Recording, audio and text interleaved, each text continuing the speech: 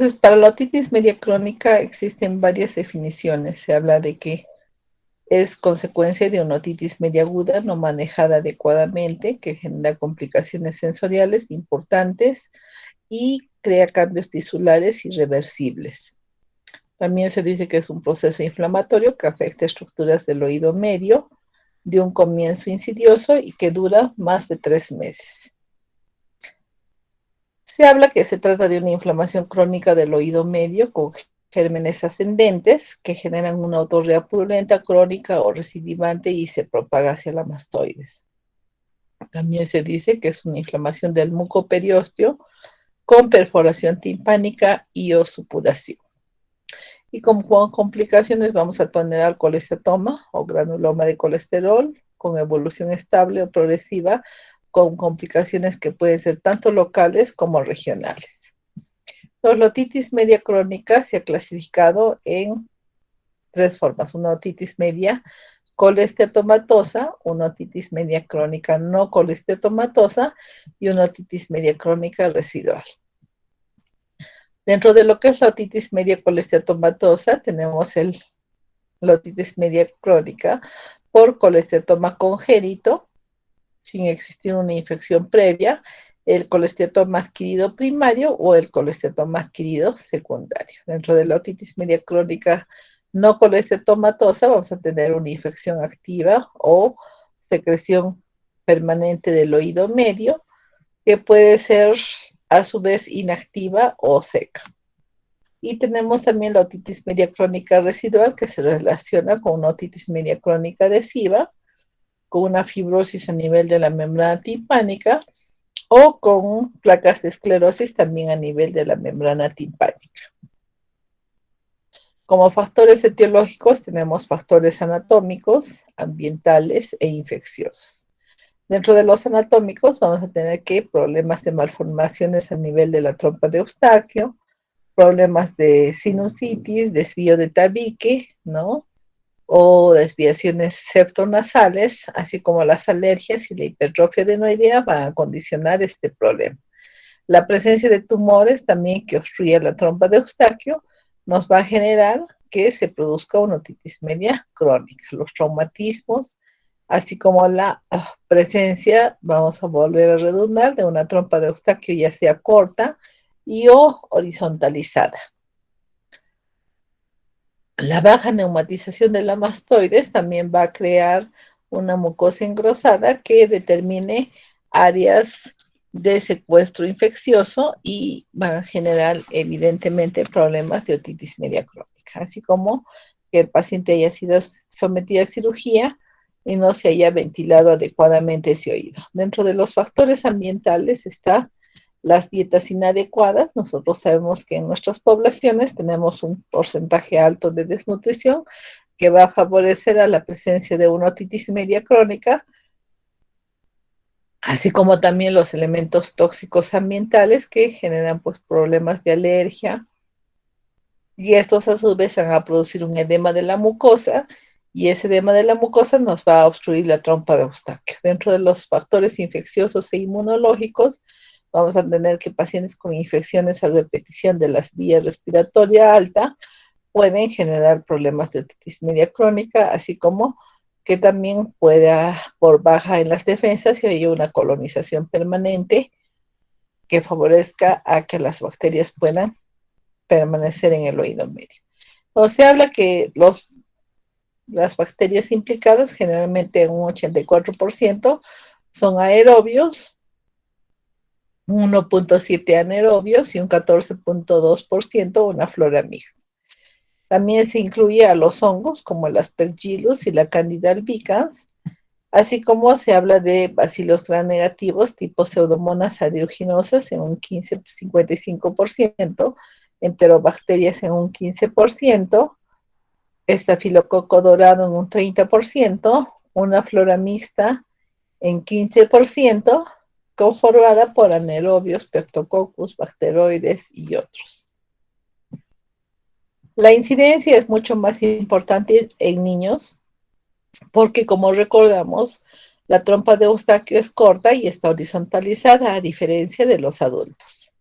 donde la otitis media crónica es menos común que la otitis media aguda y se asocia a cambios de temperatura, a pobreza, higiene insuficiente, secuelas de otitis media aguda reiteradas, a la presencia de humo o al uso de biberón cuando los niños permanecen acostados. Dentro de la prevalencia se habla que el 5% de la población general va a sufrir de un problema de otitis media crónica y de ese el 50% generalmente está asociado a colesteatoma. Clínicamente vamos a tener que el paciente va a referirnos salida de secreción purulenta por el oído, va a manifestar un grado diferente de disminución en la audición, que lo denominamos como hipoacusia, ¿no? Y cuando nosotros vayamos a hacer un examen, vamos a encontrar dos imágenes en la audiometría. Vamos a encontrar un problema de una hipoacusia conductiva, que es la separación de la vía aérea, ¿no? Perdón, de la vía ósea con la vía aérea, generalmente de 30 decibeles. Entonces, 30 decibeles es uno, 2, 3 cuadraditos, ¿no? En relación a la que es vía ósea, vía aérea. Y se habla de una hipoacusia mixta cuando esa separación es mayor a 30 decibeles, como vamos acá, uno, 2, 3, 4 cuadrados, ¿no? Entonces, la vía aérea es la vía ósea está por encima de la vía aérea con una diferencia de más de 30 decibeles. Asociado a ello, el paciente puede manifestar la presencia de cefalea, salida de sangre por el oído, que es la otorragia, una otalgia intensa, ¿no? Signos de parálisis facial, vértigo, la presencia de vómitos y en algunos casos trastornos en la conciencia. Entonces, nosotros vamos a observar por nuestro examen otoscópico o endoscópico, vamos a observar cuál es el contenido de secreciones a través del conducto auditivo externo. Podemos observar la presencia de pólipos o podemos observar, si evidentemente no hay mucha secreción, las características de la membrana timpánica en relación a una perforación, ¿no? Entonces podemos tener una perforación central cuando no alcanza los límites de la membrana timpánica, que es el ánulus, como ustedes recordarán. Hablamos de una perforación marginal cuando evidentemente esta perforación alcanza al anillo de inserción, que es el ánulus. Y también podemos tener una perforación apical cuando está por encima de los ligamentos tímpano-malleolares anterior y posterior, ¿no? Entonces hablamos de una perforación a nivel del techo. Vamos a ver este video.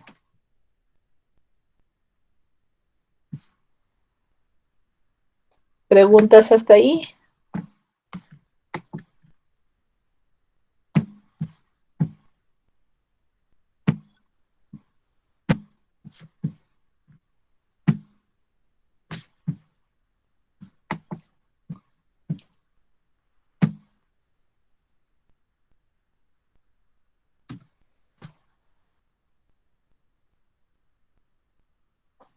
Entonces es importante que nosotros demos un tratamiento adecuado a una perforación o a una otitis media aguda para evitar los problemas de perforación timpánica, ¿no? Entonces, cuando hacemos una otoscopía o una endoscopía, vamos a poder observar evidentemente, a ver, vamos a ver qué nos activa el sonido. Entonces, aquí se está aspirando las secreciones que existen en el conducto.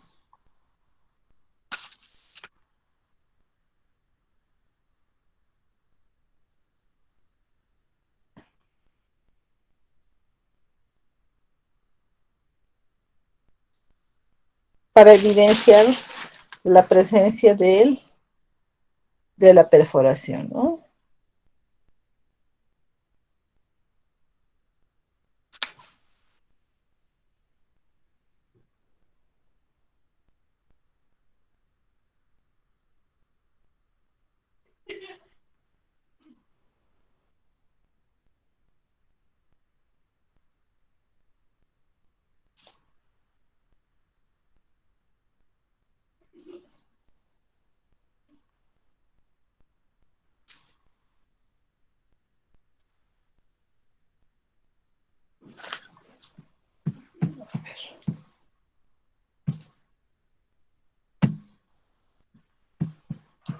¿Qué tal? Bienvenidos al 8.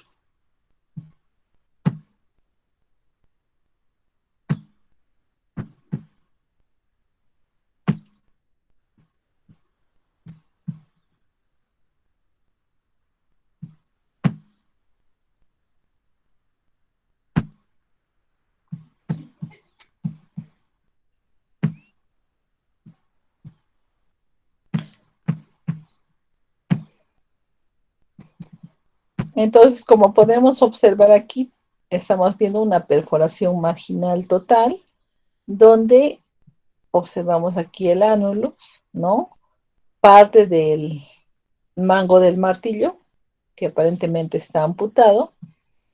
Igualmente aquí tenemos el mango del martillo íntegro, pero la perforación evidentemente llega hasta el ánulus, entonces también es una perforación marginal que nos permite observar las estructuras que se encuentran en el oído medio.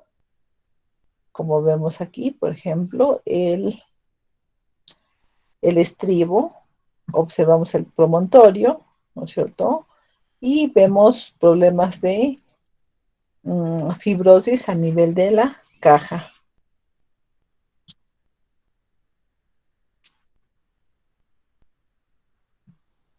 En el caso de una perforación atical, como habíamos mencionado, esta es la membrana timpánica, ¿no? La porción, tenemos el cuadrante, dividimos la membrana timpánica, tenemos los cuadrantes antero inferior y postero inferior, aparentemente íntegros, parte del antero superior íntegro, pero por encima del ligamento tímpano-mareolar anterior y posterior vemos una perforación que nos permite visualizar las estructuras del ático. Igualmente, en esta otra imagen, vemos una perforación atical por encima de los ligamentos tímpano-mareolares anterior y posterior. Y aquí observamos una placa de esclerosis timpanal.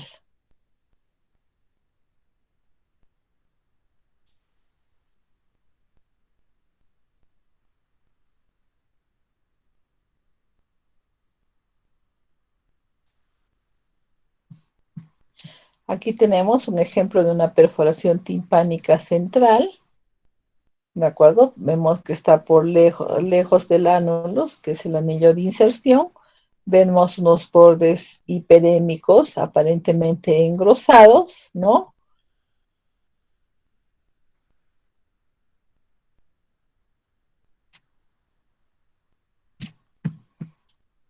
Esta es una perforación marginal.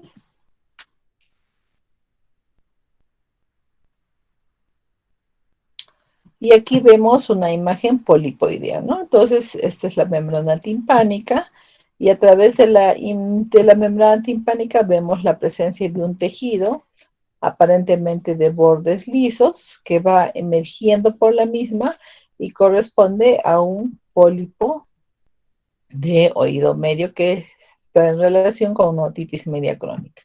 Y en esta imagen vemos evidentemente secreción purulenta a nivel del conducto auditivo externo. Entonces, ¿qué exámenes vamos a realizar? Vamos a hacer inicialmente, podemos hacer una acumetría, si es que tenemos los diapasones, y vamos a proceder luego a hacer una audiometría y una timpanometría, ¿no? Entonces, en la acumetría nosotros vamos a hacer 3 pruebas. Vamos a hacer la prueba de Rine, la prueba de Weber y también podemos hacer la prueba de Schwaber. Entonces, en la prueba de Weber, lo que hacemos es colocamos el diapasón en el vértex de la cabeza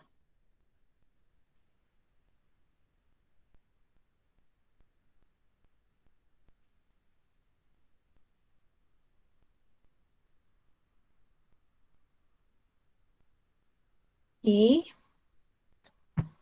el sonido evidentemente se va a distribuir tanto al lado derecho como al lado izquierdo. Si evidentemente hay una perforación a nivel del lado derecho, el sonido va a ser percibido más por el oído derecho que por el oído izquierdo. Entonces ahí hablamos de que el Weber está lateralizado en este caso hacia el oído enfermo, y se registra con una flechita hacia ese lado, ¿no?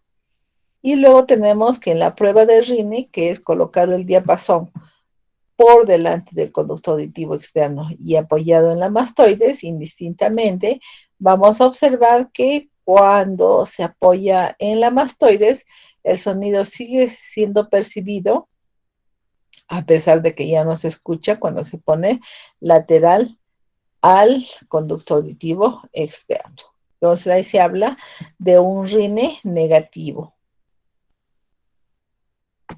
En la audiometría lo que vamos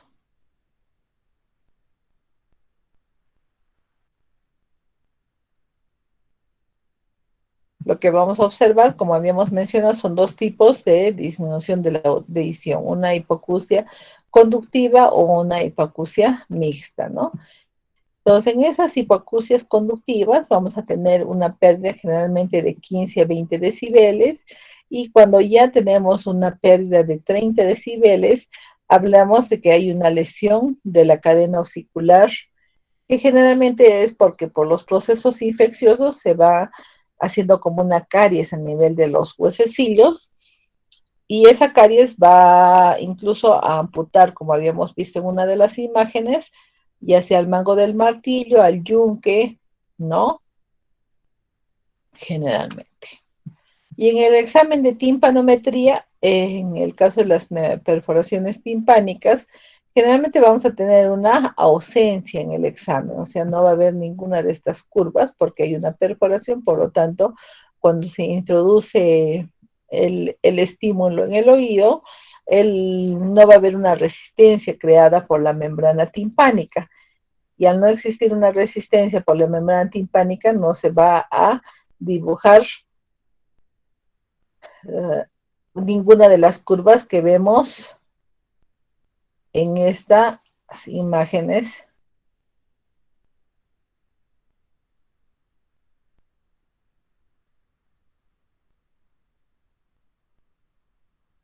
que vemos aquí registradas en la diapositiva. Entonces, luego nosotros vamos a solicitar una tomografía, ¿no? La misma que nos va a permitir observar, ¿no es cierto?, cómo está inicialmente la neumatización a nivel de la mastoides, ¿no?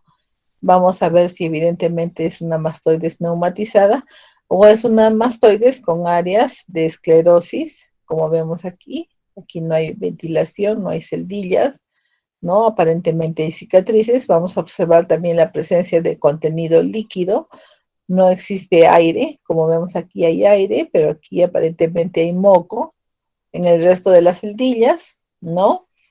También podemos observar en las imágenes cómo está la cadena, si existe o no existe cadena, observar la neumatización, como habíamos mencionado, de la mastoides, y también vamos a observar la presencia de una imagen redondeada, que es el colesteatoma, ¿no? Entonces, también este colesteatoma lo que va a hacer es erosionar las paredes de la mastoides e ir introduciendo ya hacia el epitímpano, hacia la parte de la fosa craneal media, y extenderse, ¿no?, progresivamente, destruyendo parte de lo que es el hueso temporal. Entonces, cuando tenemos una otitis media crónica, tenemos que hablar del uso de antibióticos, tanto tópicos como sistémicos, ¿no? Dentro de los antibióticos tópicos, evidentemente, hay, eh, hay una... hay unas escuelas que dicen usar gotas y otras que dicen no usar gotas, ¿no? Entonces eso lo vamos a ir evaluando de acuerdo a qué manifestaciones nos dé el paciente. Generalmente usamos gotitas de 7 a 10 días, puede ser de gentamicina, de ciprofloxacina, o hay gotas que van mezcladas de ciprofloxacina más corticoide, ¿no? Aunque ahora, a partir de la fecha en adelante, ya no vamos a tener medicamentos compuestos, y eso va a ser un conflicto para nuestro trabajo, ¿no? Porque lamentablemente la DGMIF ha prohibido el uso de medicamentos compuestos.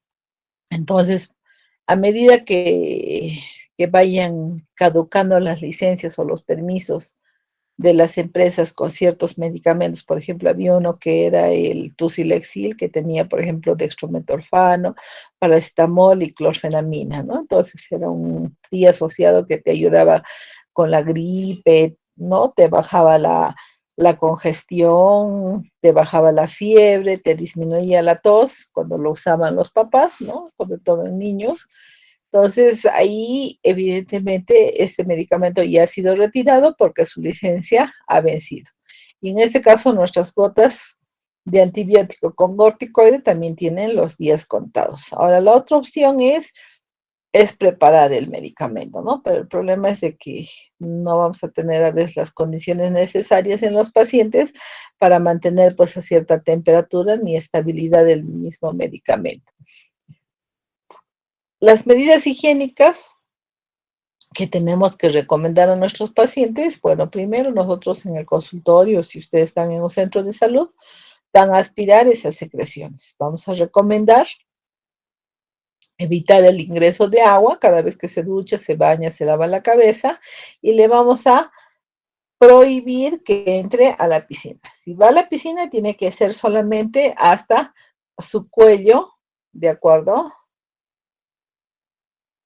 Solamente hasta el cuello y no mojar la cabeza, porque si moja la cabeza es como que el paciente no hubiera utilizado ningún antibiótico, ya sea vía oral o sistémicos, y evidentemente nosotros le vamos a indicar aquello.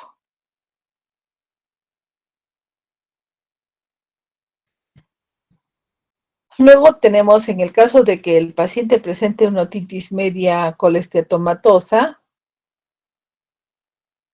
le vamos a indicar, como habíamos dicho, ¿no? Podemos utilizar gotas tópicas, podemos hospitalizar a ese paciente y darle antibióticos endógenos porque significa que al tener colesteatoma hay también compromiso a nivel de la mastoides. Entonces, tenemos que hacer una desinfección mucho más potente en ese paciente.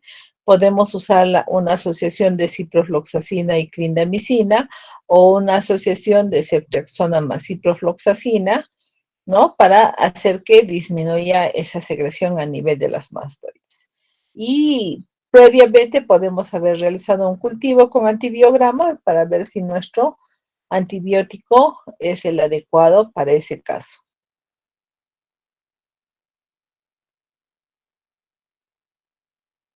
Entonces también tenemos esas otitis media crónicas con tímpano íntegro. ¿Por qué con tímpano íntegro? ¿No? Porque esa perforación que existía puede epitalizar. Generalmente la capa que epitaliza es la capa timpanal externa, ¿no? Entonces, si el paciente no estuvo expuesto a la presencia de agua, ¿no? Se cuidó.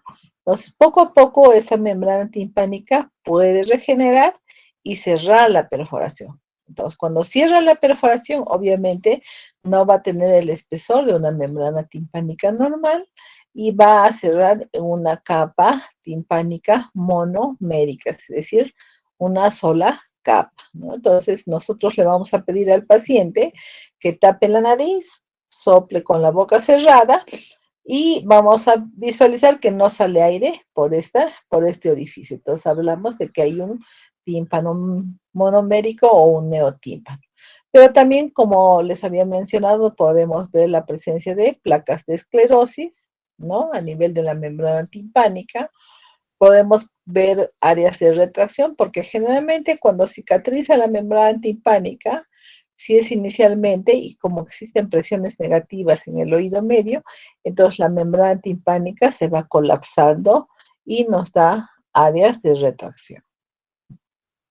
Entonces, otitis media crónica puede ser con tímpano perforado o con tímpano íntegro, como lo habíamos mencionado, ¿no? Entonces, si vemos el tímpano perforado, entonces tenemos que recomendar al paciente que use sus antibióticos, que use su tapocito de algodón con vaselina para que no se reiteren las infecciones, porque a través de la perforación nosotros vamos a ver parte de la caja evidentemente hiperémica, con secreción ya sea purulenta, o vamos a ver también la presencia de secreción mucosa si evidentemente no hay una infección activa, sino más es una infección húmeda. Cuando tenemos una imagen de colesteatoma, generalmente en la otoscopia nosotros vamos a ver una imagen blanquecina, tipo mm, uh, como de una perla, pero que se va descamando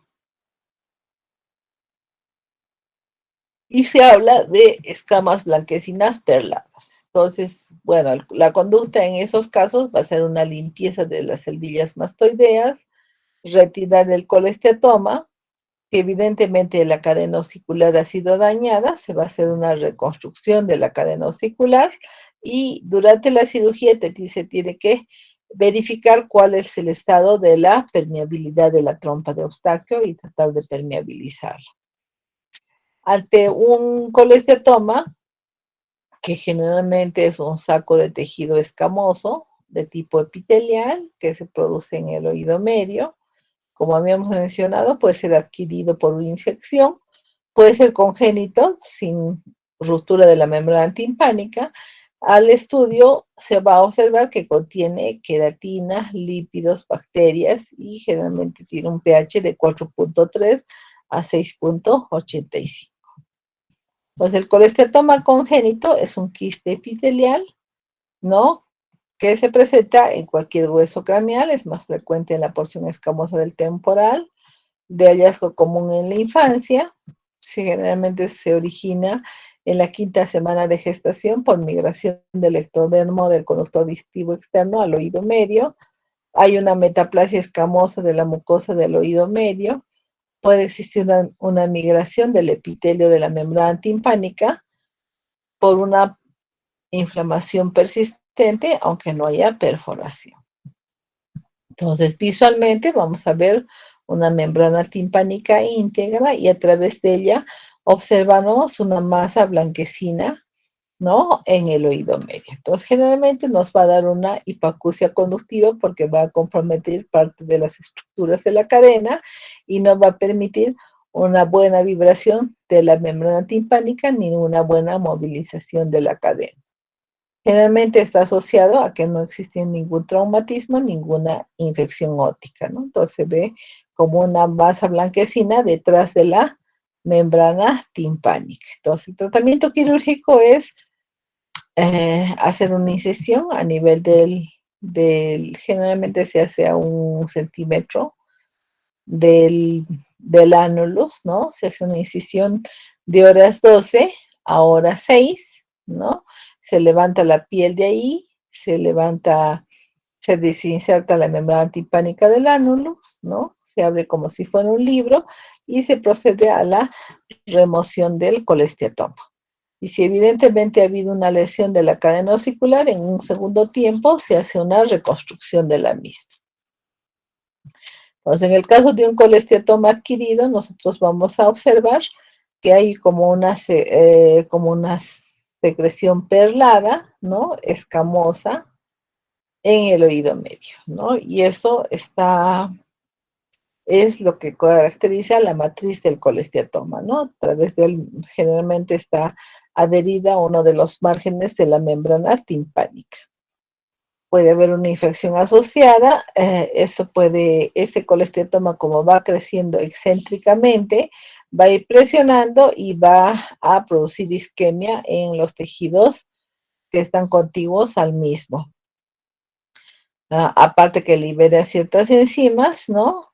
Y nos da en el paciente una otorrea intermitente, fétida e indolora. Entonces, la característica del colesteatoma es que hay una secreción purulenta, bastante fétida, ¿no? Que cuando la sientan van a poder diferenciarla de otra, ¿no? Entonces vemos aquí la apófisis corta del martillo, aquí parte del mango del martillo, que aparentemente no está completo, ¿no? Aquí tenemos el ligamento tímpano-malleolar anterior, aquí el ligamento tímpano-malleolar posterior, la perforación timpánica que es marginal, el colesteatoma más pegado hacia el área marginal. Y generalmente estos pacientes con otitis media crónica con colesteatomatosa no sienten dolor si no hay una sobreinfección. Ahora, si evidentemente esas infecciones han disminuido, han cesado, mejoró el estado inmunológico del paciente, que nos va a dejar una otitis media crónica residual, ¿no? Puede haber áreas a nivel de la mastoides que tengan secreción purulenta y otras que estén totalmente bien, ¿no? Entonces, como observamos aquí, acá hay una membrana timpánica retraída, igualmente aquí. Los que hemos podido observar alguna membrana timpánica, no hemos visto estas características, ¿no? Más es una membrana timpánica casi vertical, ¿no? Sin estas retracciones o umbilicaciones a nivel de la membrana timpánica. Aquí tenemos una placa de esclerosis timpanal. A través de la perforación estamos viendo el, el yunque, ¿de acuerdo? Aquí observamos el promontorio. Aquí parte del yunque, el estribo en esta zona. Entonces, como habíamos observado, en problemas de infecciones vamos a tener ya sea problemas de retracciones, de horizontalización del mango del martillo o placas de esclerosis timpanal. Entonces, ¿cuál es la fisiopatogenia de la otitis media crónica? Es de que existe un factor de destrucción ósea determinada por ciertos lisosimas, ¿no?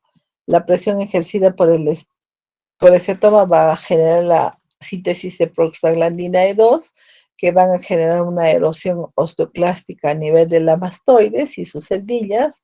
Existe un factor de crecimiento epidérmico con una descamación, ¿no?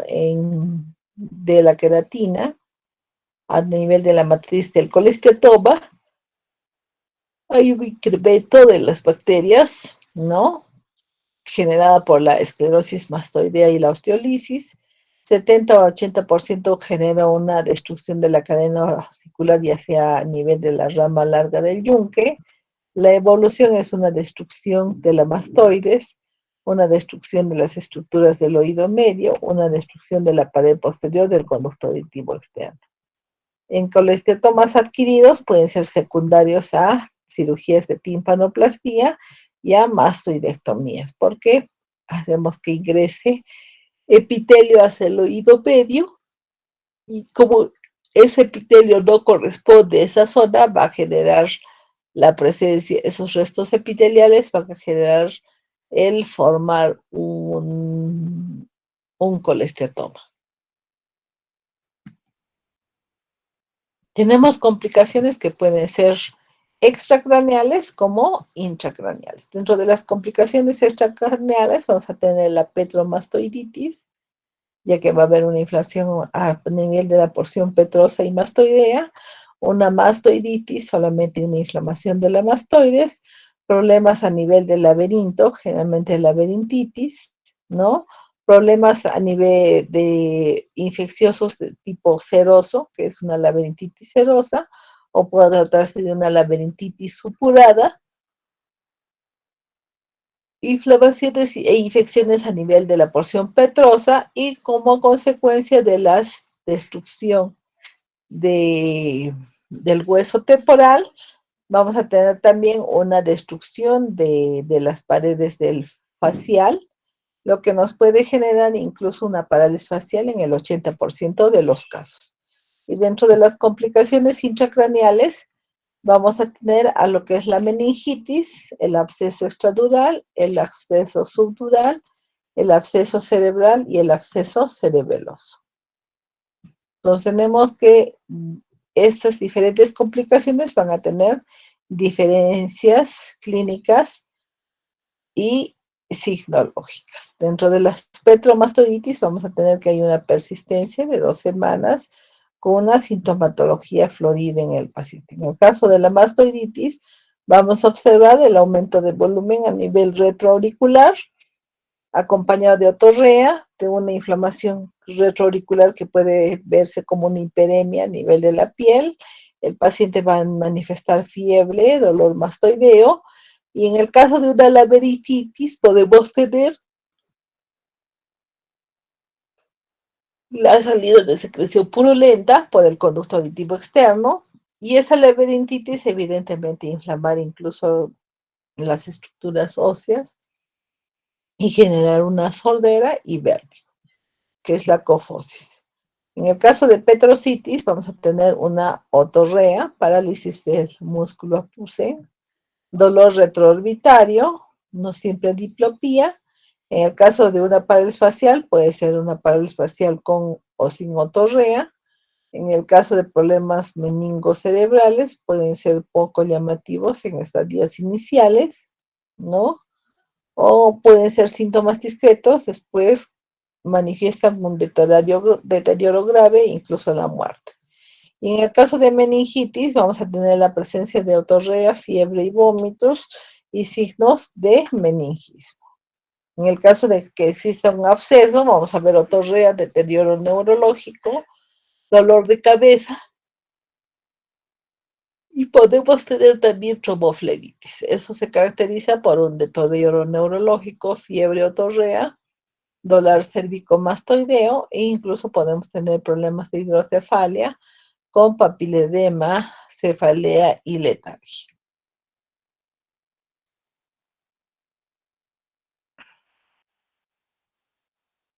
En el caso de un absceso cerebral, vamos a tener signos de focalidad neurológica con pérdida de conciencia.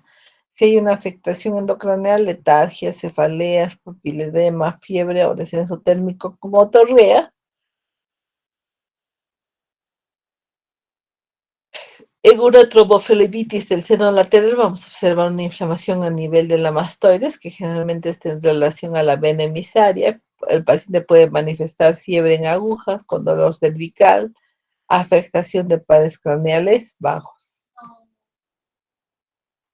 Entonces, lo que habíamos mencionado, ¿no? Vamos a tener una hiperemia de la piel a nivel de la región mastoidea, ¿no?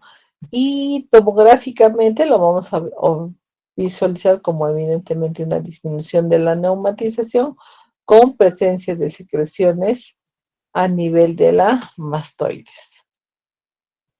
Pues cuando hablamos de petrocitis nos estamos refiriendo a la porción petrosa de la mastoides, ¿no? Que se caracteriza por otorrea, dolor retroorbitario, porque estamos cerca a esa zona, ¿no? Entonces, recordemos que por ahí está cerca el nervio óptico, ¿no? Puede haber incluso parálisis del sexto par, existe un dolor sordo mastoideo y podemos aclarar las cosas con una resonancia magnética nuclear. Pues en el caso de abscesos, vamos a ver una imagen totalmente delimitada y enquistada en la resonancia. En una mastoiditis vamos a observar evidentemente erosión y ocupación de la mastoides. En una laberintitis nos va a permitir ver la presencia de aire en el laberintio, que es lo característico. En el caso de una petrocitis hay afectación de la pirámide petrosa. En una parálisis facial podemos pedir una electroneurografía para ver los estadios sinoviales, así como el electro.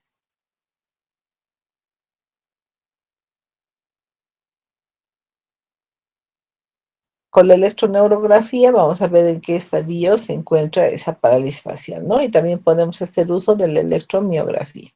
En caso de meningitis, lo que vamos a solicitar es un estudio del líquido cefalorraquídeo. Y en el caso de abscesos extradurales y subdurales, evidentemente, la resonancia magnética nos va a permitir hacer el diagnóstico diferencial con hematomas o tumores. Y en abscesos cerebrales, obviamente, la resonancia magnética nos va a dar un diagnóstico diferencial también mucho más fino, así como en la tromboflebitis del seno lateral.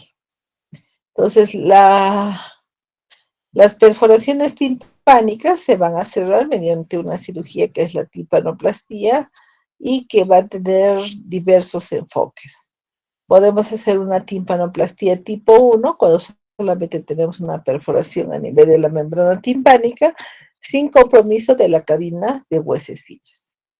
En el caso de una perforación timpánica tipo 2, ¿no es cierto? Vamos a tener parcial lesión del martillo, entonces ahí vamos a colocar nuestro injerto sobre el mango del martillo y si evidentemente no pudo viajar, no pudo venir el familiar que es médico, le solicitaremos pues topografía para definir qué conductas quirúrgicas debemos de seguir.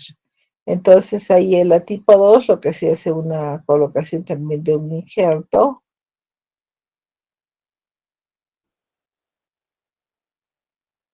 Y en la timpanoplastía tipo 3, evidentemente vamos a observar la ausencia de la cadena de huesecillos. Vamos a proceder a colocar también nuestro injerto, pero en este caso el injerto ya va a ir apoyado sobre el estribo, ¿de acuerdo? Entonces el espacio de la caja va a disminuir y en el caso del tipo 4, evidentemente vamos a tener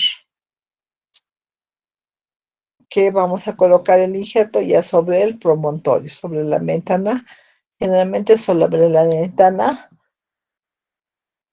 oval.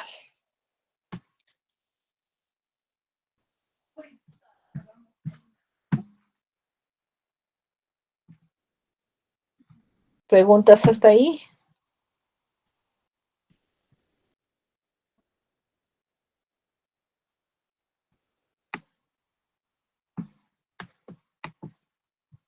Doctora, ¿cuándo se pide tomografía? ¿Es un examen de elección? Sí, tenemos que pedir una tomografía para ver si existe o no existe colesterol, ¿no? Lo bueno es que ahora ya las tomografías, como son de 1 milímetro, entonces nos van a permitir poder visualizar los mismos, ¿no? Entonces, un paciente que tiene una otitis media crónica de más de 3 meses o con antecedente de una otitis media crónica de la infancia, hay que pedirle una tomografía, ¿no? Porque eso nos va a ayudar también a ver el abordaje quirúrgico, generalmente.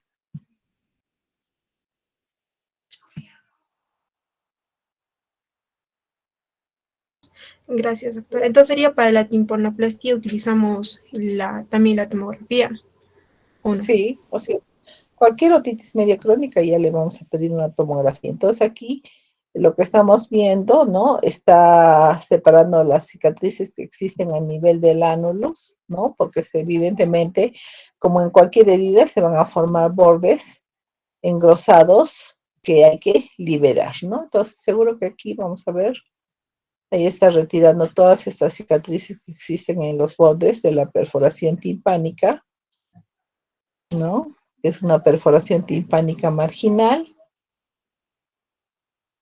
Ahí está colocando el injerto por vía del conducto auditivo externo, que es un pedazo de cartílago, ¿no? Con mucopericondrio. Está ocluyendo la perforación.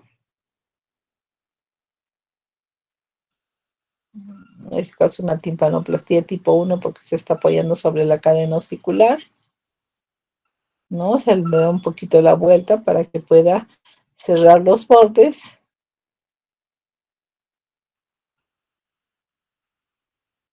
También el retirar ese tejido de granulación nos va a permitir que evidentemente cuando cicatrice y epitelice, entonces ese epitelio se va a unir con los bordes del mucopericondrio que está sobre el cartílago y va a permitir que se selle esa perforación, ¿no? Entonces, en algunos casos, por ejemplo, la cirugía no es un éxito total y quedan segmentos, evidentemente, que no han pegado, que no han cicatrizado, ¿no?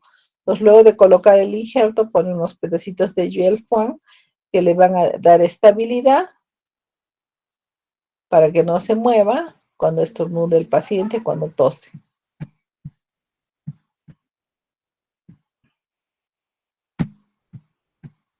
Entonces, esa es una timpanoplastía endoscópica. Se hace también por vía microscópica, ¿de acuerdo? No solo que cuando se hace uso del microscopio, obviamente se demora un poquito más de tiempo, ya que el endoscopio nos permite movilizar y visualizar, pues tratar de enfocar hacia diferentes ángulos. En cambio, el microscopio solamente nos da visión en un punto nada más.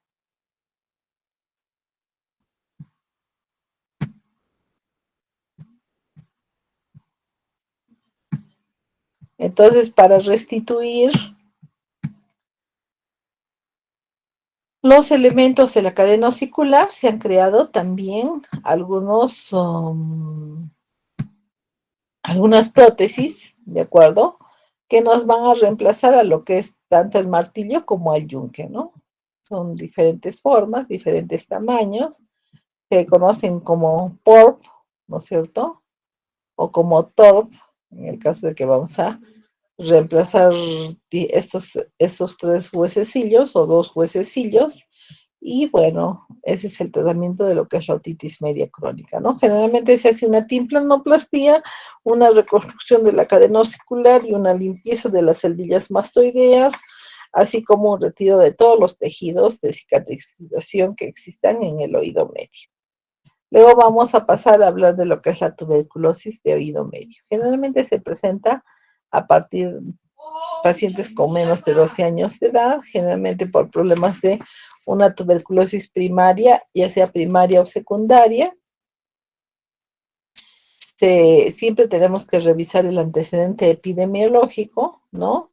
Hay que observar si se ha producido una diseminación hematógena linfática, ya sea a través de la trompa de Eustaquio, ¿no? Generalmente el paciente no refiere dolor, sí presenta una otorrea continua. La trompa de...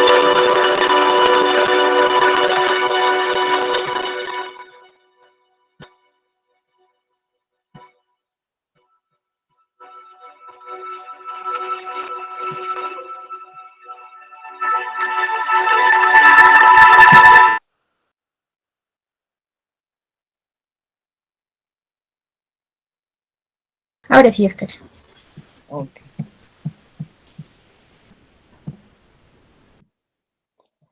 Entonces, generalmente este proceso es por una diseminación, ya sea por vía hematógena, como recuerdan ustedes con la tuberculosis, o vía linfática o vía de la trompa de Eustaquio, ¿no? Porque evidentemente al toser, los bacilos van a ir emergiendo y van a colonizar el oído medio a través de la trompa de Eustaquio. Generalmente es un proceso sin dolor, con una otorrea continua. Pueden existir signos de parálisis y generar una hipoacusia en el paciente. Generalmente en nuestro examen vamos a observar perforaciones múltiples, ¿no? A nivel de la membrana timpánica. El diagnóstico generalmente lo vamos a hacer por laboratorio, ya que vamos a ver que nosotros hacemos cultivos y no sale ninguna bacteria y tenemos que hacer la tinción de Ciel-Nielsen, que sí nos va a dar positiva, ¿no? Se puede, si se toma una muestra para lo que es anatomía patológica, vamos a encontrar evidentemente una inflamación granulomatosa de los tejidos y el diagnóstico diferencial lo tenemos que hacer con el colesteatoma, con la sífilis, con la sarcoidosis, con la presencia de un pólipo de granulación, con la enfermedad de Wegener y con la histoplasmosis. Otro problema que tenemos a nivel del oído interno, evidentemente, es la otoesclerosis. Entonces, la otoesclerosis, ¿no? Vamos a recordar que algunos radiólogos mencionan, ¿no? Dicen mastoides otoesclerótica, no es mastoides otoesclerótica, es mastoides esclerótica. La otoesclerosis es un término que se usa para lo que es la fijación de la platina del estribo a nivel de la ventana oval.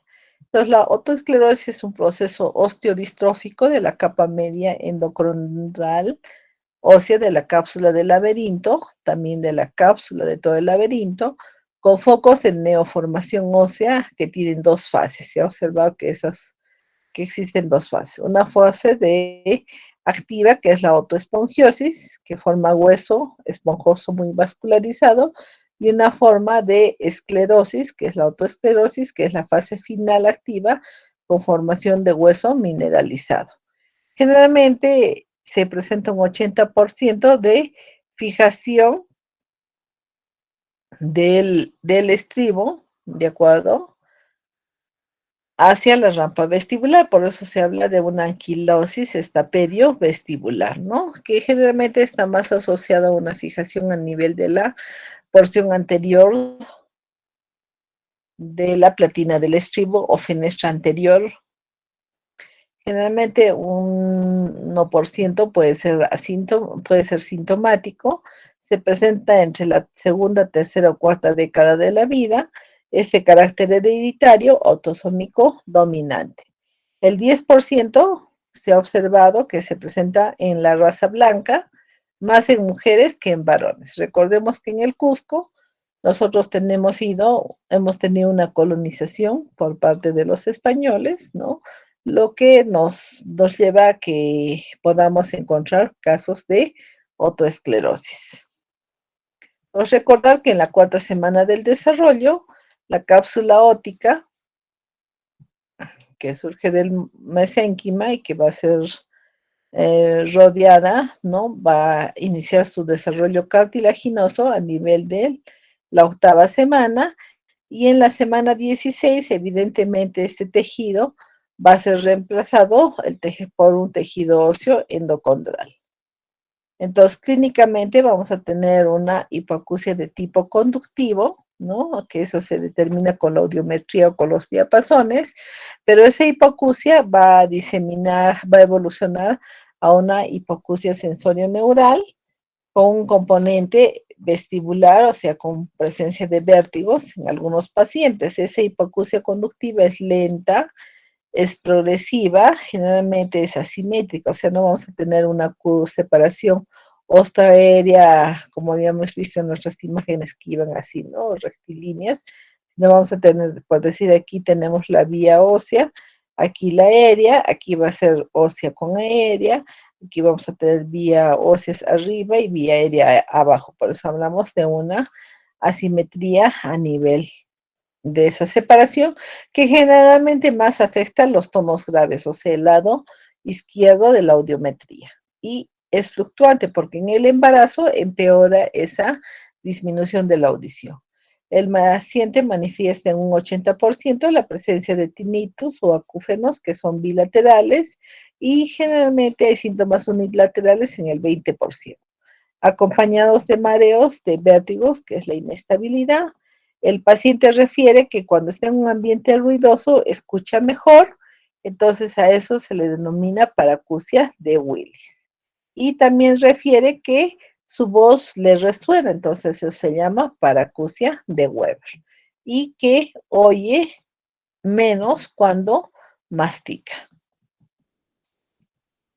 En el examen físico, lo que vamos a observar es un enrojecimiento a nivel del promontorio, en un 10% de los casos, conocido como signo de Schwartz, ¿no? En el examen físico de diapasones vamos a encontrar un RINE negativo bilateral, un Weber, ¿qué significa eso? Que más se escucha por vía ósea que por vía aérea, un Weber que va a lateralizar hacia el oído que esté más enfermo, o sea que escuche menos, y el Schwabach, que es la comparación de una mastoides, la mastoides del paciente con los mastoides del examinador al hacer uso de los diapasones, que lo vamos a ver en nuestra práctica, se encuentra alargado, o sea, el paciente va a escuchar mucho más que el examinador.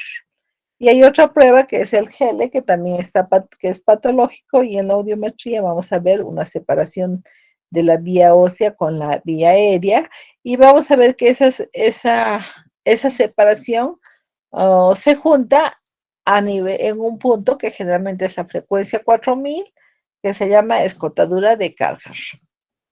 Entonces aquí lo que veíamos, ¿no? Una separación de la vía ósea con la vía aérea, y es evidentemente asimétrica, ¿no? En unos es mayor, en otros es menor y en un punto que es generalmente 2000 o 4000, esto se junta y eso se llama escotadura de carga o en inglés Carhart node.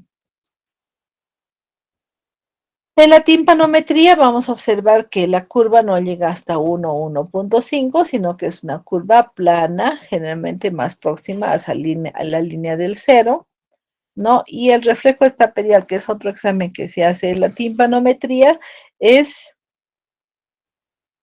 alterado. Entonces, la tomografía de alta resolución, generalmente tomografías de 1 milímetro, ¿no? Como se ven focos radiolucientes, ¿no? O focos de esclerosis a nivel de la cápsula ósea, tanto del laberinto anterior como del laberinto posterior, ¿no? Y se van a clasificar de acuerdo a los hallazgos en grado 1, grado 2, grado 3, dependiendo de qué partes de ese laberinto hayan sido afectados. Entonces aquí tenemos el estribo, aquí tenemos el engrosamiento a nivel de la platina, ¿no? Que corresponde a una esclerosis. Entonces, el tratamiento, generalmente, cuando hay una separación de más de 20 a 30 decibeles, como vemos aquí tenemos 10, 20, 30, 40 decibeles.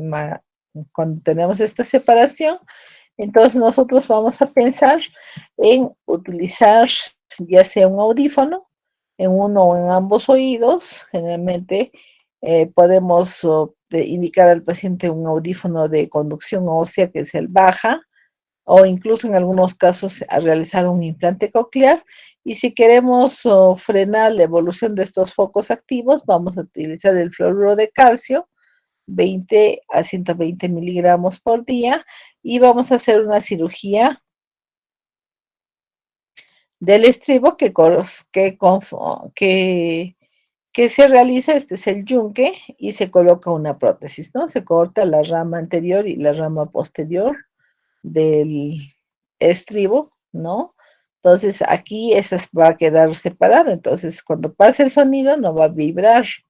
Por lo tanto, vamos a tener que hacer uso de una prótesis. Y esa prótesis se engancha en el yunque y se hace un huequito a nivel de la platina y ahí se pone el pistón. Entonces es una estapedectomía. Si solamente retiramos la platina, vamos a hablar de una estapedotomía. Entonces, las prótesis son de diversa forma y tamaños, ¿no? Se mide también el tamaño antes de colocar la prótesis, ¿no? Y esto puede traer ciertas complicaciones, ¿no? Entonces, este ganchito se lo calza al yunque, se lo ajusta, pero a veces cuando ajustamos este ganchito, se puede ajustar demasiado y nos va a producir una necrosis del yunque y eso nos va a traer problemas de que el paciente deje de escuchar. Entonces, las complicaciones intraoperatorias siempre son el sangrado, la lesión de la arteria estapedial, lesión del nervio facial, hay una salida de líquido endolinfático, que es el Gaucher perilinfático, fractura y luxación del yunque. Por apretar mucho podemos romper, ¿no? Y desarticular el yunque o generar una platina flotante. Y dentro de las posoperatorias está la otitis media aguda, la perforación de la membrana timpánica, ¿no? Una hipoacusia conductiva debido a una otitis media serosa, una prótesis desplazada, una erosión del yunque, que ya habíamos hablado de que en estas infecciones se producen también caries, ¿no? Por eso se habla de la erosión del yunque. Y a nivel de lo que es hipoacusia sensorial-neural, vamos a tener la presencia de vértigo, tinnitus, ¿no? Entonces, hay otras enfermedades como la enfermedad de Paget, que es una enfermedad sistémica que produce una destrucción y degeneración ósea anormal, ¿no? En diferentes partes del cráneo. Entonces, generalmente está presente en personas mayores de 60 años, donde vamos a observar que ataca el laberinto óseo. En la tomografía vamos a ver imágenes algodonosas a nivel del hueso en diferentes segmentos. Se habla de que Beethoven tuvo un problema No se sabe si fue una enfermedad de Paget o si fue un problema de una otoesclerosis. Recuerdan que él era sordo, ¿no es cierto? Enfermedades sistémicas, tenemos también a la osteogénesis imperfecta, donde hay un remanente de cartílago en hueso endocondral, ¿no? Hay las cruras se vuelven frágiles, ¿no? Los huesecillos en general, recuerda que la osteogénesis imperfecta se acompaña de múltiples fracturas, entonces los huesecillos son frágiles y pueden fracturarse fácilmente.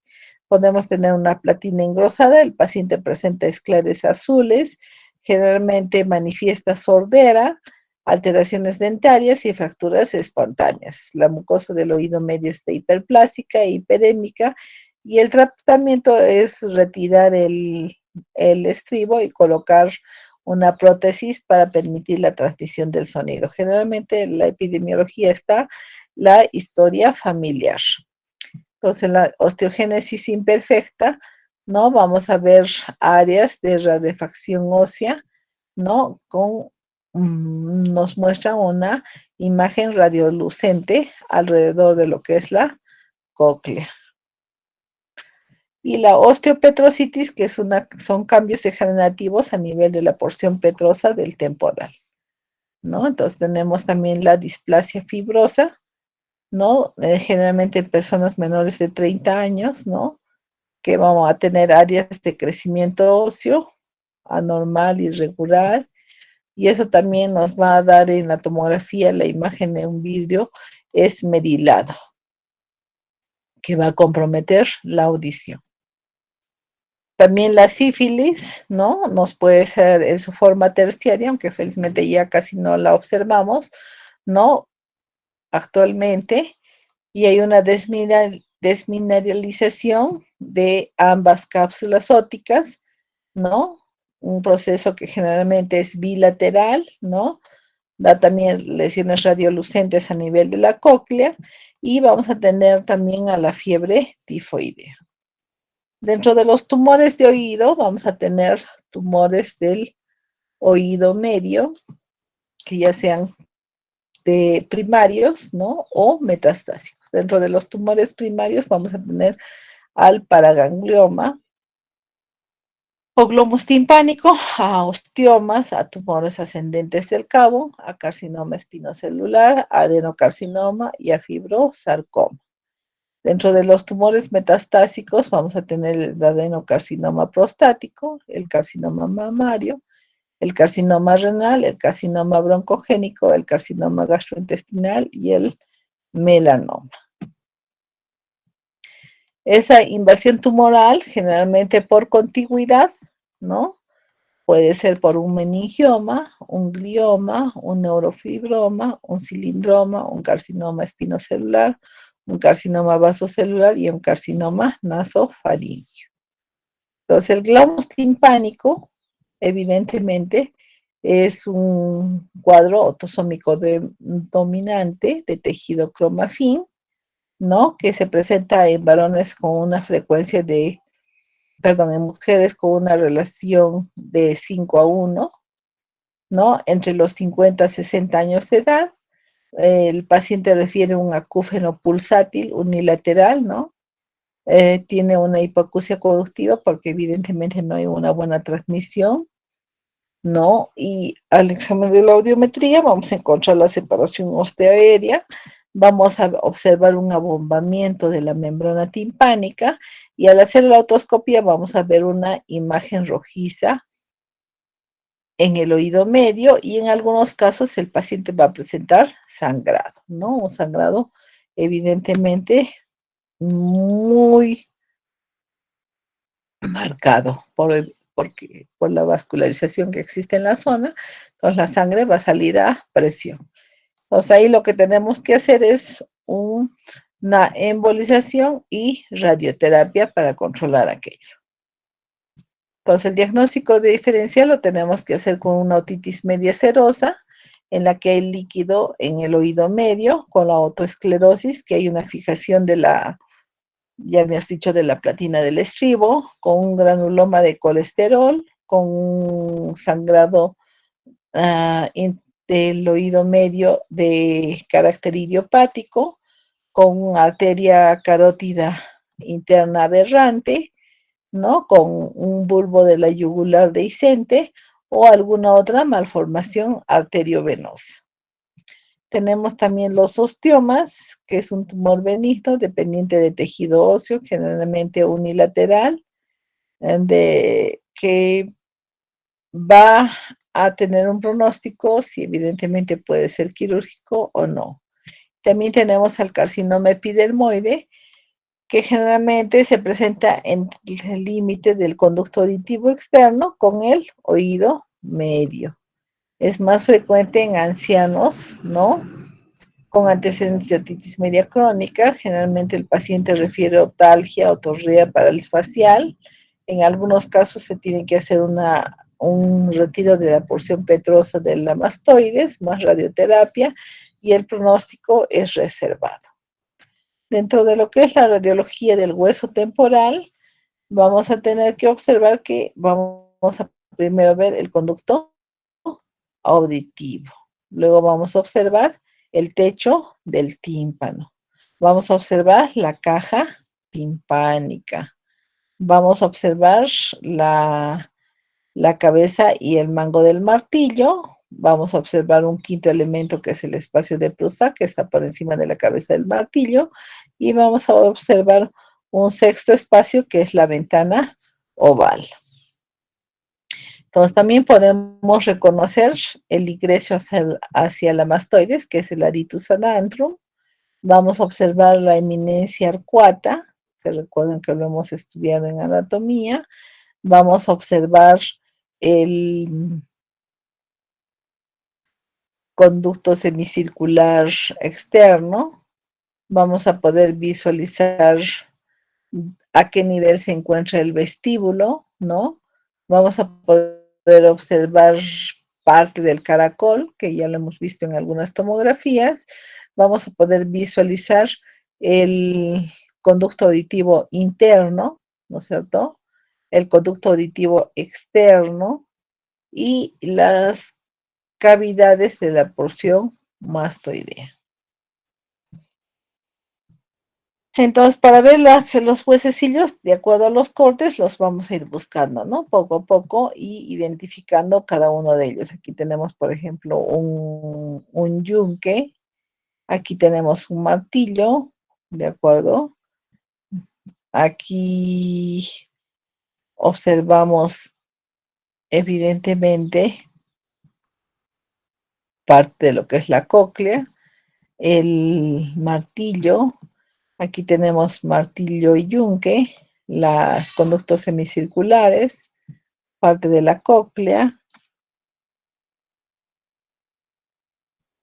Y en este punto estamos en relación a lo que es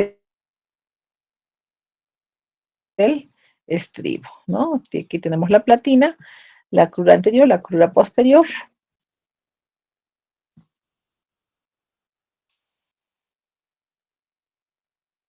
Estoy en clases, te llamo luego, por favor.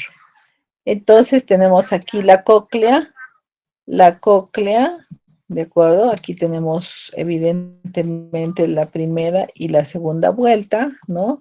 Aquí tenemos un corte sagital, ¿no? Que podemos observar evidentemente primera, segunda y ápice de la cóclea. Aquí hacia el conducto auditivo interno. Y aquí tenemos igualmente, ¿no? Lo que es la cóclea. Una imagen de colesteatoma. Celdillas mastoideas neumatizadas, ¿no? Vemos aquí la diferencia, ¿no? Vemos como un panal de abeja y aquí vemos como evidentemente estructuras muy pequeñitas, ¿no? Que hablamos de una esclerosis mastoidea. Entonces podemos hablar de una esclerosis mastoidea con áreas de diploicas, ¿no? De celdillas diploicas, o sea que tienen ventilación. Y finalmente vamos a solicitar una resonancia magnética que nos va a permitir visualizar la presencia de tumores, como es el neurinoma del acústico, ¿de acuerdo? Que es un tumor de la vaina de Schwann del nervio auditivo, ¿no? Que puede ser unilateral o también puede ser bilateral. Y vamos a ver su tamaño, vamos a ver qué abordaje se va a hacer si es que hacemos una cirugía. También vamos a proceder a hacer una arteriografía carotidia en relación a buscar problemas de glomus. ¿Preguntas hasta ahí?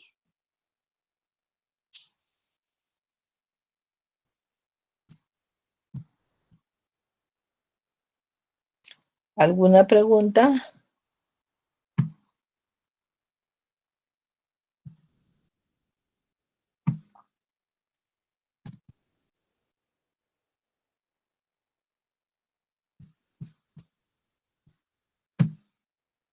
¿Preguntas, dudas?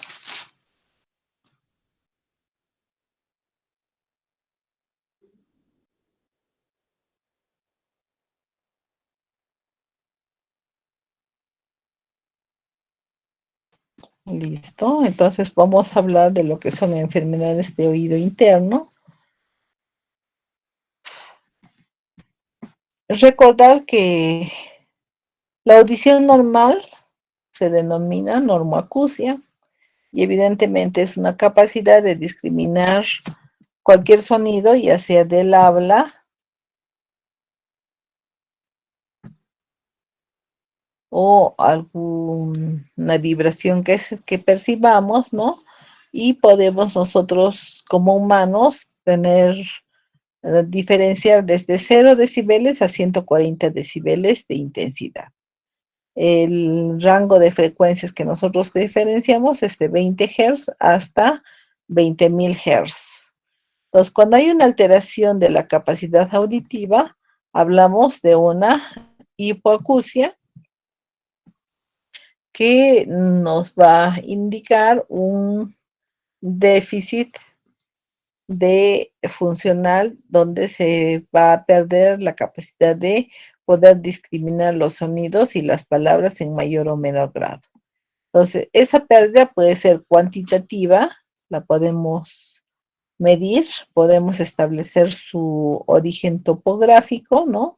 En qué nivel se ha producido la lesión y podemos también identificar la causa de esa pérdida auditiva y podemos también ver qué grado, qué porcentaje de pérdida de captación del lenguaje existe. Entonces vamos a determinar una pérdida locutiva.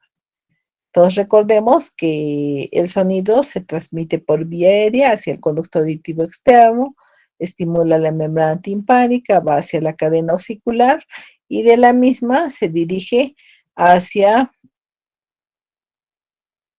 la mente noval, donde nos va a estimular al órgano de Corti, que va a llevar el sonido hacia el nervio coclear y del nervio coclear este va a ascender hasta el sistema nervioso, traduciéndose en un sonido con sentido, ¿no? O sea, vamos a poder interpretar el sonido que habíamos escuchado. Eso es cuando es por vía aérea. Si el sonido se transmite por vía ósea, simplemente va a través del hueso, se va a producir una vibración y eso va a ir directamente hacia el órgano de Corti, del órgano de Corti al nervio coclear y de ahí al sistema nervioso central. Entonces, el examen que nosotros hacemos para evaluar lo que es la capacidad auditiva, funcionalmente es la audiometría. Entonces, en la audiometría vamos a tener que existen signos ya estandarizados donde el color rojo va a corresponder al oído derecho y el color azul va a corresponder al oído izquierdo. Entonces, esa representación se llama monigote de Fowler. Entonces, el círculo y la X corresponden a la vía aérea, o sea, el sonido que se transmite a través del conducto auditivo externo, y el sonido que se percibe a través del hueso se señala como un signo mayor o un signo menor.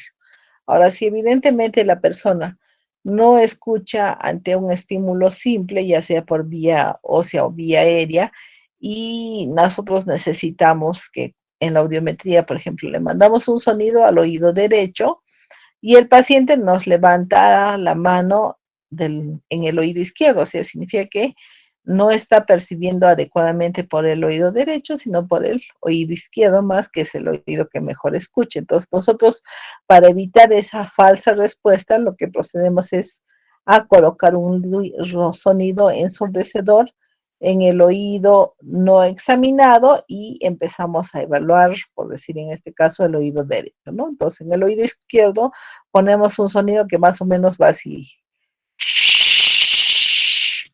Cuando hagamos la audiometría, si nos da la oportunidad, vamos a probar aquello. Entonces, eso hace que solamente evaluemos un oído, así como cuando vamos al oftalmólogo y nos tapa un ojo y solamente evalúa un ojo al 100%. Entonces, para notar que ha sido ese paciente sometido a un proceso de ensordecimiento, para lo que es vía aérea usamos el signo de triángulo en el oído derecho y de cuadrado en el oído izquierdo. Y de corchetas, ya sea derecha o izquierda, por eso se llama oído derecho enmascarado, ¿no? Porque estamos enmascarando en el oído izquierdo. Luego tenemos que también podemos ver a qué intensidad de sonido el paciente presenta dolor. Entonces lo notamos como un triángulo rectángulo y nos va a dar un umbral de disconfort. Ahora, si evidentemente cuando hacemos la audiometría, ya sea ensordeciendo o sin ensordecer, el paciente no presenta respuesta, debajo de este signo o estos signos que están aquí, le colocamos una flechita para abajo y eso nos indica sin respuesta. Entonces, en una audiometría nosotros vamos a graficar el oído izquierdo y el oído derecho de esta manera, por vía aérea. Y si nosotros queremos evaluar la vía ósea, entonces vamos a utilizar ya sea los signos mayor o menor, dependiendo de cuál oído se trate, ¿no? Entonces, la audiometría es un examen que nos permite evaluar cuantitativamente la audición. ¿En quiénes vamos a hacer una audiometría? Vamos a hacer una audiometría en pacientes mayores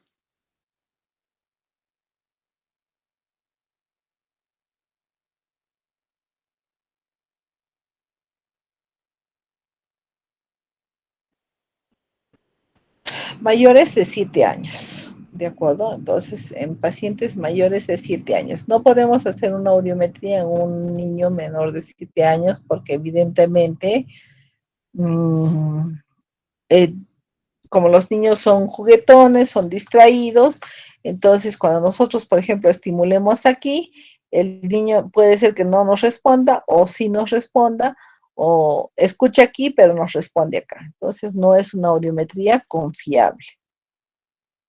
Entonces, en el audiograma vamos a tener que los valores van de menos 10 hasta 120 decibeles. Y en este otro eje vamos a tener las frecuencias que van de 125 a 8000. Recordemos que nuestro oído puede captar de 20 hasta 20.000, ¿no? Entonces, el estándar es realizar esta gráfica que nos mide 8 frecuencias y nos mide desde menos 10 hasta 120 decibeles de intensidad.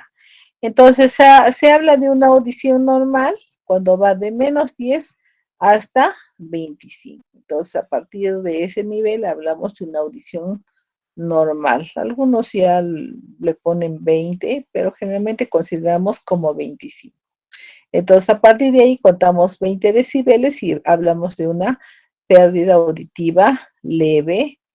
Luego hablamos de una pérdida auditiva moderada y después hablamos de una pérdida auditiva severa y luego de una pérdida auditiva profunda, porque 90 decibeles evidentemente es un sonido muy intenso, ¿no? Entonces aquí tenemos un resumen en el que un paciente tiene una pérdida que va de leve hasta severa, ¿no? En forma bilateral. Entonces aquí lo consideran como 20, ya lo podemos considerar ahí. Pero, por ejemplo, para lo que son estudios ocupacionales, y ahora que tenemos tantos mineros por nuestro país, entonces normalmente el registro está de 25 para abajo, ¿no? Entonces hasta 25 se habla de que es una audición normal. Y a partir de 25 ya hay diferentes grados de pérdida auditiva.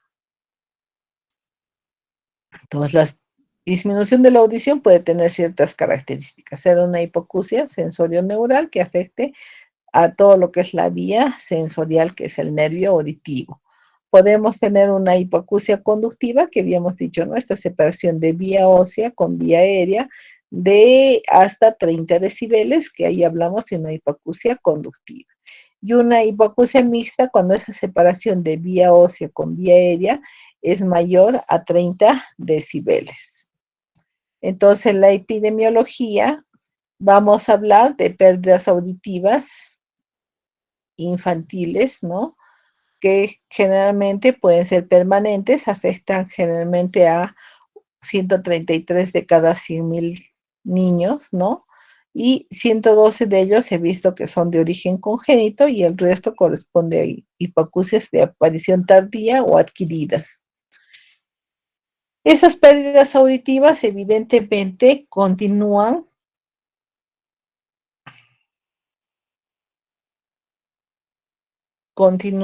evidentemente aumentando, ¿no? A medida que va pasando el tiempo y va el paciente presentando problemas de otitis media crónica u otro tipo de afecciones. Entonces, de 1 a 2 de cada 1.000 nacidos vivos puede estar afectado por una hipoacusia congénita bilateral en un grado severo a profundo. Si estamos hablando severo, estamos hablando de 70 a 110 decibeles. Y bueno, en Estados Unidos han visto que un 10% de la población tiene un grado importante de sordera. Entonces, la hipoacusia de conducción evidentemente es la separación de la vía ósea con la vía aérea. Y la disminución de la audición en el tiempo, porque todos vamos a envejecer, se va dando progresivamente, ¿no? Inicialmente empiezan a bajar los tonos agudos, que son 3.000, 4.000, 6.000, 8.000, y esa pérdida es progresiva, ¿no? Poco a poco va acentuándose, involucrando las frecuencias que corresponden al área del habla. ¿Cuál es el área del habla? El área donde nosotros conversamos es 500, 1.000 y 2.000, ¿no? Entonces, en estas frecuencias nosotros conversamos, hablamos, interactuamos con las personas. Los tonos agudos evidentemente van de 3.000 hasta 8.000 y las frecuencias graves o bajas son las frecuencias de 125, 250 y 500. Entonces, en esta área generalmente está la voz de los varones. En esta área está la voz de las mujeres y de los niños, que es una voz más finita, ¿no? Ahora tenemos problemas de disminución de la audición, ya tenemos problemas de disminución de la audición de causa genética y no genética, ¿de acuerdo? Tenemos una audición que puede ser una pérdida sindrómica o una pérdida no sindrómica. Por el inicio de la pérdida hablamos de una pérdida prelingual, o sea, antes de haber desarrollado el lenguaje, o una pérdida postlingual después de haber desarrollado el lenguaje, que generalmente está en un 10% en mayores de 60 años y en un 50% en mayores de 80 años. De acuerdo al tipo de compromiso, vamos a hablar de un compromiso sensorio-neural que afecta tanto a la cóclea, al nervio auditivo, al sistema nervioso central, o de un compromiso conductivo que afecte al oído medio o al oído externo, o puede tener un componente mixto. De acuerdo a la severidad, hemos dicho que puede ser una pérdida leve, moderada, severa o profunda. Y de acuerdo a qué frecuencias están afectadas, podemos hablar de frecuencias bajas, las menores a 500, frecuencias medias de 500 a 2.000 y frecuencias altas más de 2000, que significaría 3000, 4000, 6000, 8000. Entonces, dentro de las pérdidas genéticas, vamos a tener causas prenatales, que pueden ser pérdidas aisladas, que generalmente son autosómicas recesivas en un 80%, autosómicas dominantes en un 18%, ¿de acuerdo? En un 18% y ligadas al cromosoma X en un 22%. Existen otras malformaciones asociadas como el síndrome de Usher tipo 1, que es una displasia cocleovestibular completa, asociado de retinitis pigmentaria. Tenemos el síndrome de Prender, que lo vamos a ver, que es un bocio difuso más hipotiroidismo, más disminución de la audición. Habíamos hablado con el grupo de prácticas del síndrome de Alport, que es una glomerulonefritis, asociado a alteraciones oculares y también problemas de disminución de la audición, que generalmente está ligado al cromosoma X, o sea, somos las mamás las que transmitimos la enfermedad. Tenemos el síndrome de Waardenburg, que también se llama distopia cantorum, que tiene una heterocromía del iris con una nariz ancha, hay la presencia de un mechón blanco. Tenemos el síndrome de Repson, que tiene una displasia cocleosacular, ¿no? Asociado a polineuropatía y ataxia con retinitis pigmentaria, y tenemos problemas adquiridos en un 40%, por ejemplo, con la toxoplasmosis, la rubiola, el citomegalovirus, el herpes, ¿no? Al uso de ototóxicos, a la exposición a radiaciones, a la exposición a enfermedades metabólicas maternos y a problemas de hábitos tóxicos maternos. Entonces, para eso es importante recordar,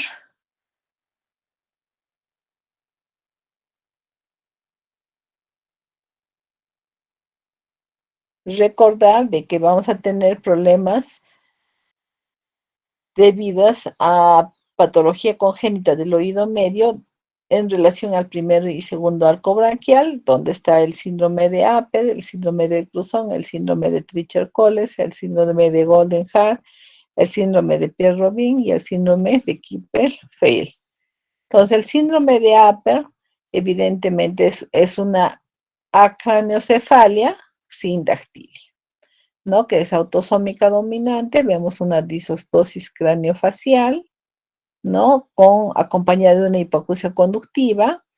Vemos una frente prominente, una hipoplasia de los senos maxilares. Vemos aquí un seno maxilar pequeño, no ventilado. El paciente presenta un paladar ojival o paladar en techo de iglesia, si lo podemos llamar así. Tiene la naricita como un pico y de loro, ¿de acuerdo? Son pacientes diferentes que vemos ahí como un piquito de loro y la falta de separación de los deditos. En el síndrome de Cruzón, evidentemente que es una disostosis craneofacial, vamos a tener que es autosómica dominante, el paciente va a presentar una hipoacusia conductiva o mixta, va a tener una prominencia frontal, donde la sutura coronal y sagital y la moidea están alteradas, va a tener prognatismo, o sea, el mentón va a sobresalir a la cara, ¿de acuerdo? Va a tener la presencia de exoftalmos, ¿no? Vamos a observar una separación de los ojos, que es el hiperterrorismo. Vamos a ver también una nariz en pico de loro y un labio superior corto, ¿no? Entonces el labio superior aquí es corto, labio superior es corto, labio superior corto. Luego tenemos el síndrome de Treacher-Collins,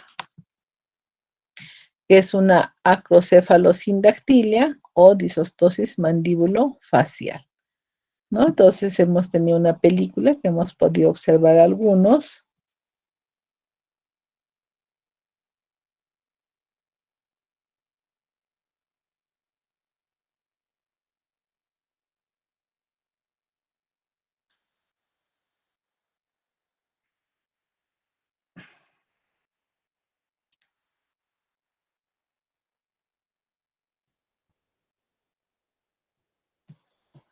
Y el paciente presenta evidentemente alteraciones a nivel del pabellón o presenta microtias, o sea, no vemos aquí pabellones auriculares, ¿no?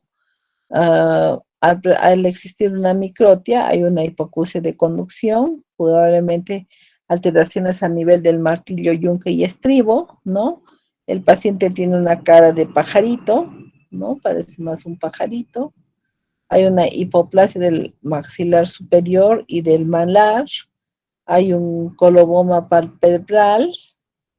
Hay hipertelorismo. Puede en algunos pacientes tener fisura palatina,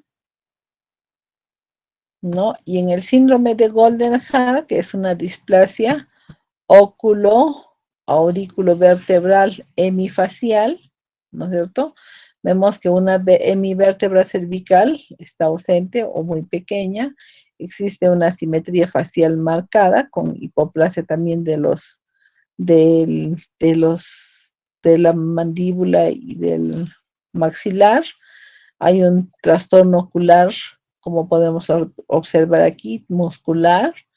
Hay una falta o ausencia un pabellón auricular muy pequeño, una microtia o anotia, con orejas de implantación baja, ¿no? Entonces vemos una implantación baja del pabellón auricular, presenta una hipoacusia mixta o conductiva, puede existir una fístula preauricular y el paciente va a estar acompañado de alteraciones también cardíacas.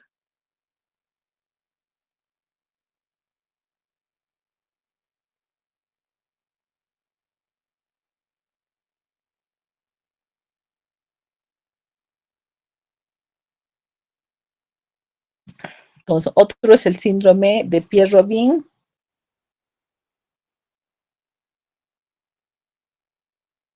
donde existe una detección del crecimiento mandibular, generalmente que se presenta entre la quinta y sexta semana, ¿no? Se asocia con hipoacusia conductiva o neurosensorial.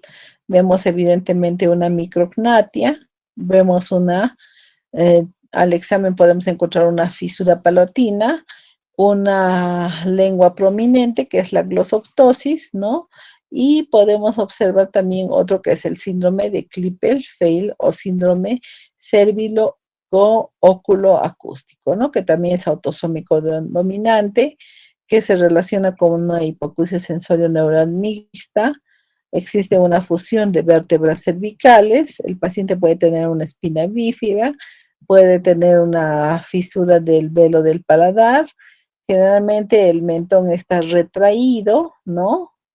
Más por el problema de la tortícolis, por acción muscular, y hay una parálisis de los músculos abducens a nivel de el ojo, ¿no? Entonces también vamos a tener otras malformaciones congénitas a nivel del oído medio.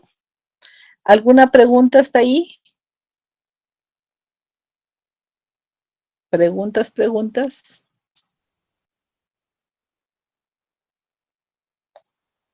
Preguntitas hasta ahí.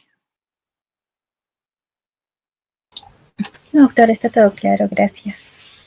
Ya, entonces, lo que tenemos que tratar de hacer es también, así como estudiamos la parte teórica, también tenemos que tratar de visualizar y recordar las imágenes, ¿de acuerdo?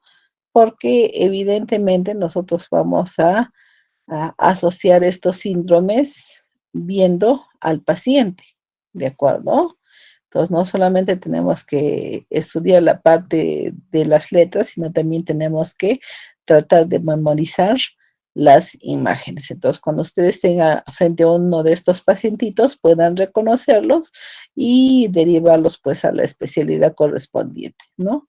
A la ventaja, por ejemplo, que en Estados Unidos ellos todos estos trastornos faciales los corrigen, porque como vemos, miren, es un niño pequeño, miren, ya tiene todos estos brackets para poder acomodar ese maxilar a una mordida correcta.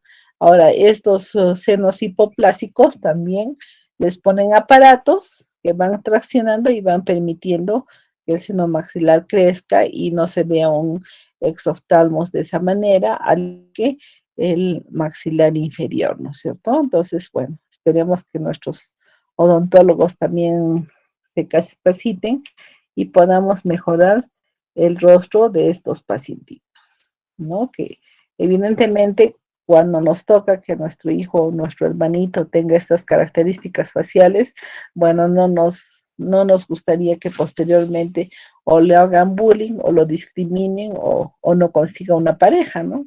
Lamentablemente, porque más nos fijamos en el exterior que en el interior, lamentablemente, ¿no?